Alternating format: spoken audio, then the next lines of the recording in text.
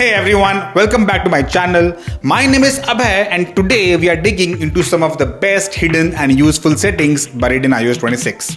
Settings you'll want to enable or tweak right now to get the most out of your iPhone. So, when you open Settings app, you'll find more than just the usual toggles. There are features that quietly improve everyday usability. I'll walk you through some of the top picks and show you exactly how to enable them. The first one is customizing your alarm snooze duration. Go to Settings, select Clock and then tap on Alarm. In iOS 26, you can now set the snooze duration for each alarm, anywhere from 1 to 15 minutes, instead of being stuck with the old default. This is handy if your weekend wake up differs from your weekday routines.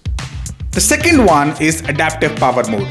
Navigate to Settings, tap on Battery and then Power Mode. In iOS 26, there is now a new adaptive power toggle, which uses smarter controls like lowering brightness or slowing background tasks to improve battery life without having to switch manually. The third one is controlling the new liquid glass UI effect. iOS 26 introduces Apple's new liquid glass design language. If you prefer something simpler or want to improve readability, go to Settings, tap on Accessibility, then on Vision and then Reduce Transparency. Turning this on will make some of the frosted glass UI more opaque. The fourth one is charging and battery use insights. In Settings, head over to Battery.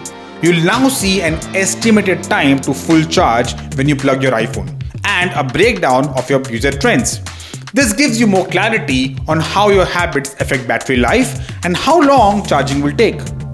So if you're using iOS 26, tweaking the settings means you'll actually be getting more smarter, more personalized and more efficient device. Less fumbling, fewer distractions, more clarity and better battery performance. These aren't always flashy features. They are behind the scene improvements that make a big difference day to day. Thank you for watching and I'll see you in the next one.